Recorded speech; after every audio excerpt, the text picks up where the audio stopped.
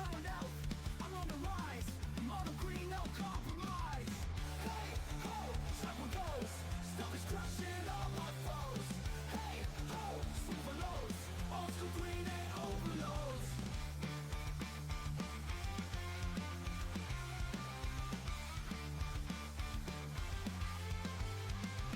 Giant growth, pop it high. Swing with all, you're gonna die. Scratch, fight, feel the bite. Mono green, I win the fight. Hello, fellow old schoolers. Echo Greg here with the finals of the Old Line Joust 2025.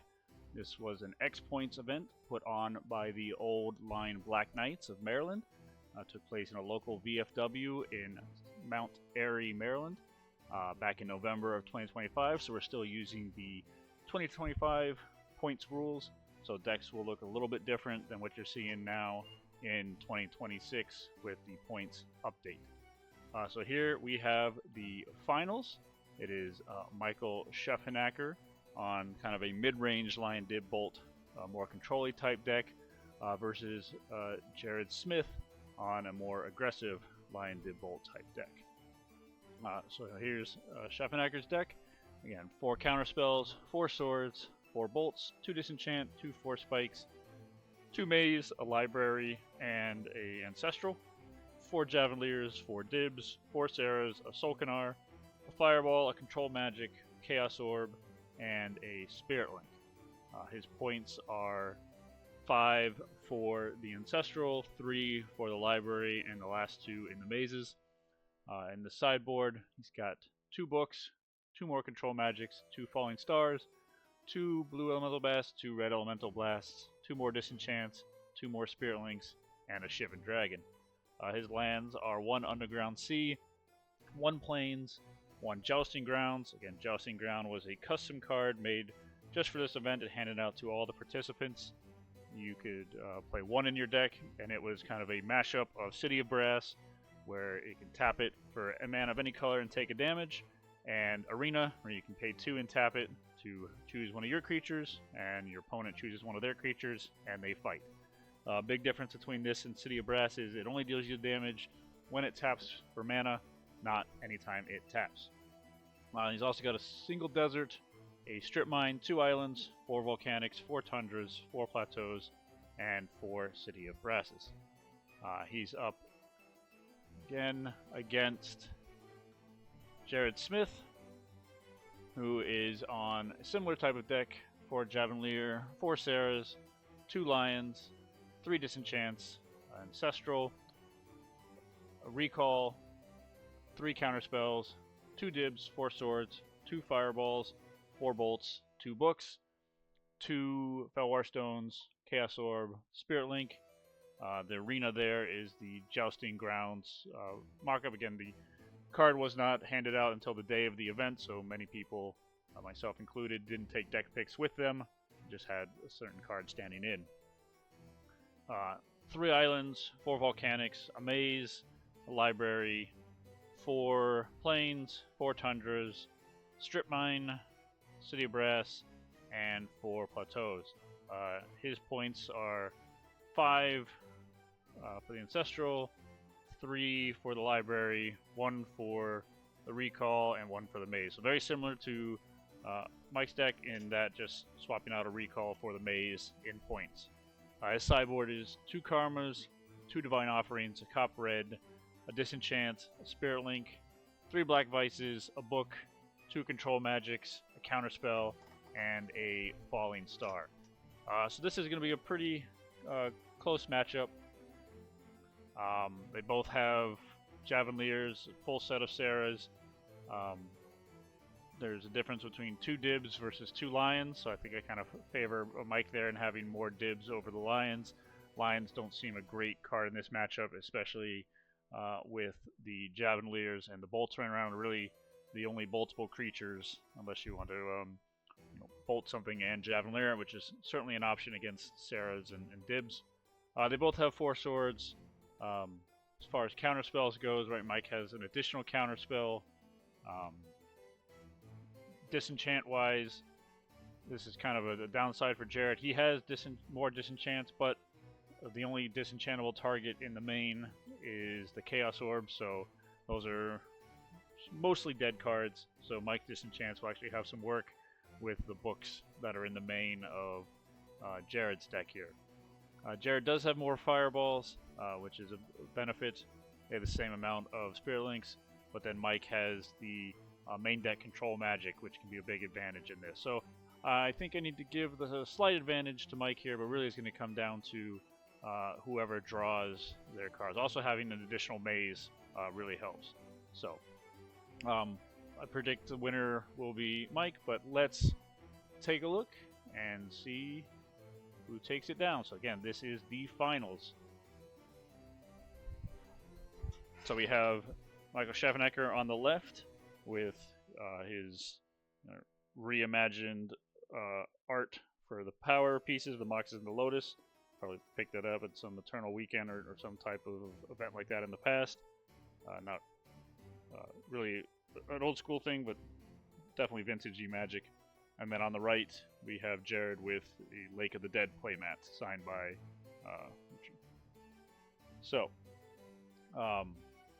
Yep. Jared won the roll. He plays a Javelier, passes. Chef plays his own Javelier. Mike then plays a maze and shoots a Javelier. Mike plays a second Javelier and passes back with Volcanic in play. So Jared will swing for one with his disarmed Javelier. Yeah, Chef's just gonna shoot it down now. There's this island giving 2 mana to Jared, but just passes back. Chef hits his 4th land drop, swings, but the maze is gonna bounce it. And then there's a dib on Jared's side. Chef swords it. Goes to draw, plays a city, and just passes. Again, that maze keeping the Javelier at bay.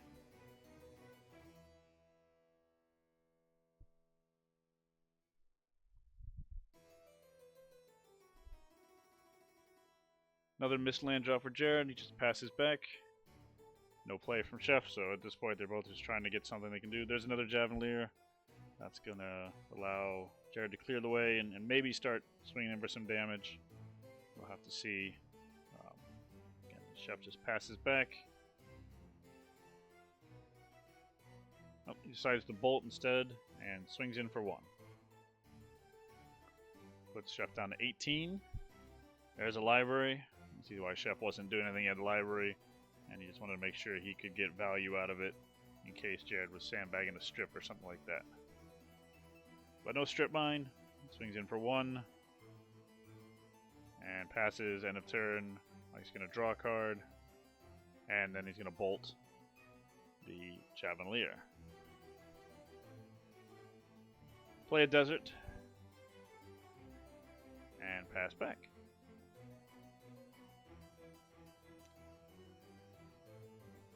So, bolt to the face for Jared. So, Chef's down to 14. Another land. There's a dib in Chef's hand, so let's see if he plays it out. Yep, he's going to. And then he just passes. There's a counter spell. So another draw. That library is really doing some work for Schaffenecker there. Plays a Tundra. So he has another dib in hand, which he is playing out. Let's see if there's another counterspell. Nope, no counterspell this time. Jared gets a plateau, gets up to 4 mana, and he's got a book. Chef's going to draw, and then he's got the disenchant. Again, yeah, Chef's disenchants are pretty live in at least game 1, whereas Jared's are kind of dead. So Chef does drop to 13 from the dib. And Jared is at 23. Chef's going to library during his turn this time, instead of what he's been doing his end of turn. Looks like he's going to cast that Solkanar he drew. So he's going to take a damage from the city. Yep, remember is going down to 12. And the maze is still out there, so he cannot attack with the dib. He just passes back. So this state, Mike will win the race. Fireball on the dib, but there's a counter spell.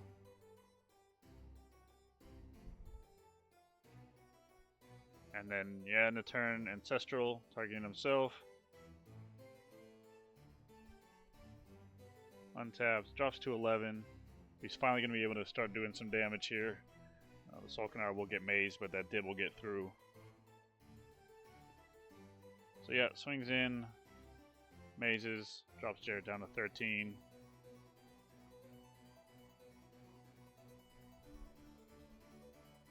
And then there's a Sarah. So Mike's really starting to put the pressure on. He got a lot of cards in hands. I think he's, yeah, must be sitting right at 7. So there's a plateau for Jared. Does have 6 mana. Can start, yeah, casting a Sarah of his own. Oh, he's got another Fireball for the. This is going to use it on the Solkanar. Jeff's going to draw. And, yep, Solkanar is dead.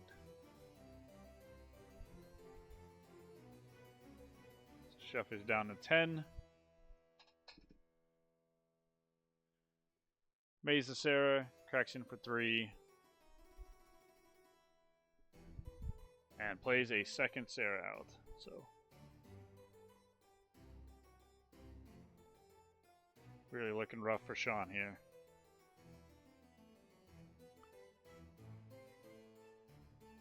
He drew a Javelier, which is not going to help much. But he does have a Sarah of his own, so at least he can block one of them. And yeah, he'll play out that Javelier. Chef will draw at the end of turn. He's going to drop to 9 from the div during his upkeep. Actually, looking like he might do a play end of turn. Yeah, he's going to bolt to the face. And making sure he's going to win this race. When the untaps, drops to 9 from the dib.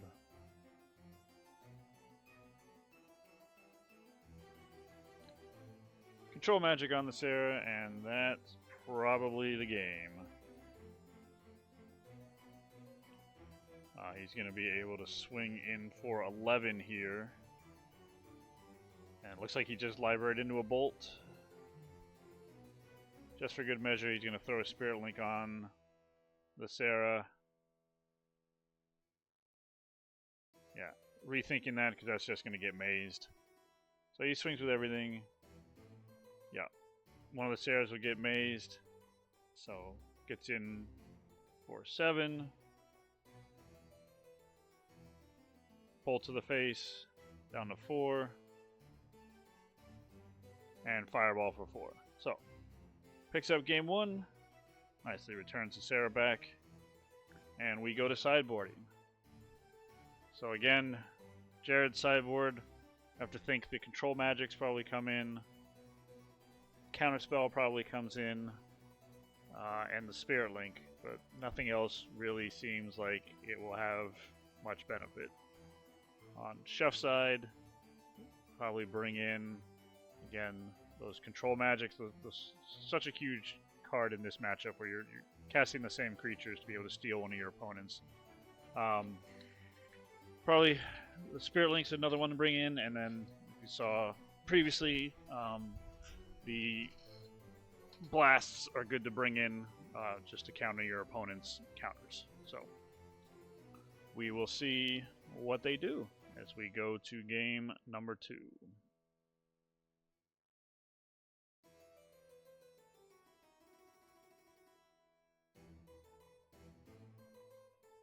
So taking a look at their 7. Jared will be on the play here. He drops a Tundra and passes. So there's a Jousting Grounds and a pass back.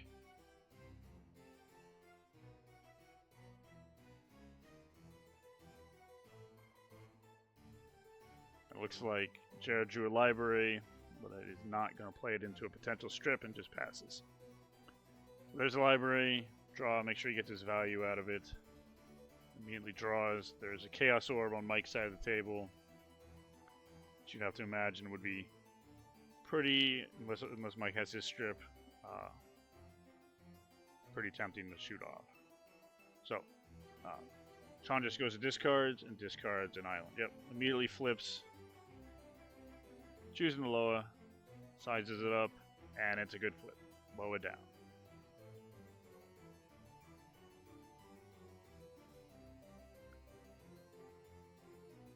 Chef's going to play out a maze and just pass. There's another island and a pass back.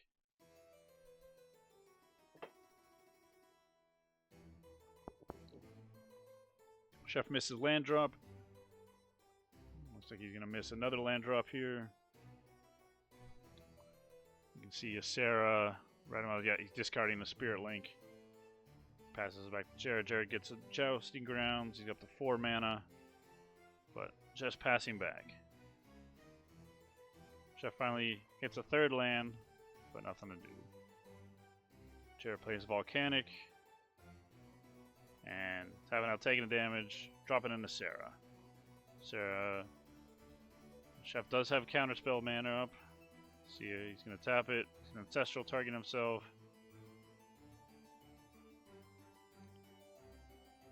And then takes his turn.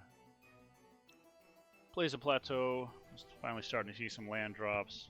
And then, yep, Control Magic. Like I said, Control Magic's key card in this matchup. Let your opponent do the work for you and then just take their stuff.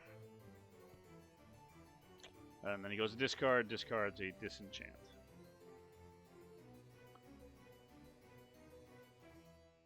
So there's a Strip Mine that'll take care of the maze at least if... Yeah, and there's a Disenchant for the Control Magic. So you get the Sarah back and you'll have a way of dealing with the maze. We'll see if Chef Knacker can answer the Sarah a 2nd time. Place a Plateau. 2nd Control Magic, takes another damage. End of turn, Disenchant. Deja Vu all over again. Sean will now actually be able to attack with it, so yep, he's stripping the maze, throwing a Spirit Link on, and coming in for 4, gaining 4. Passing the turn, Chef's untapping. Looks like he did draw swords. Jared does have Counterspell mana open. We'll see if he has a counter. And yeah, immediately pops off the swords. But there's the counter. There's a Red Blast. There's another counter. There's another Red Blast. So, yeah. Winning the counter war there. Sarah's gone. Spirit Link's in the yard. Lots of resources expended, but Mike got what he wanted. It looks like he has a Sarah of his own, which he's going to throw down and pass a turn. See, yeah, there's a Control Magic. See if Mike has another Disenchant in hand after he pitched one to discard end of turn a few turns ago. Looks like he does. Tapping 2. Yep. Disenchanting. Getting the Control Magic. Yep. Not how that works. Control Magic stays with Jared. But the Angel goes back to Chef.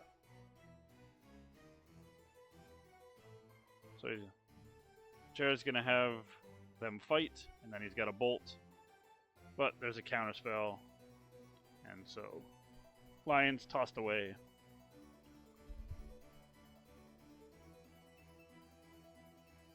And there's the Shivan. Yep. Just wondering if he would board that in. We see he does. So 13 to 22. Chef has a pretty hefty board there. He's going to be able to crack in, draws another land, swings in, see how much he wants to pump it. Finding all his non-pain lands. So, 3 hit him from the 12, drops him down to 10. So Jared has 1 turn to come up with an answer. And there's a Dib. Just, I mean, that won't, if he can answer the Shivan, the Dib won't, and Sarah combo won't kill him, but he does answer the Shivan. He's got a Swords. So Chef will gain 5 up to 18. Untap.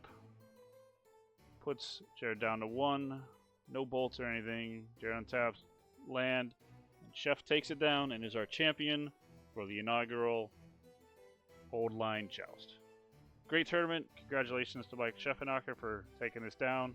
Great run for Jared. Making all the way to the finals, but just couldn't get it done. So thanks everyone for watching. Again, this was a great event put on by Jeff Walker and the rest of the Old Line Black Knights. Highly, highly recommend attending any of their events they put on in the future. Not sure how many they have. This will just be an annual thing, or if they'll do multiples a year. This is kind of just getting started with them hosting events, so expect bigger and better things to come in the future. But thanks everyone for watching, and I will see you all next time.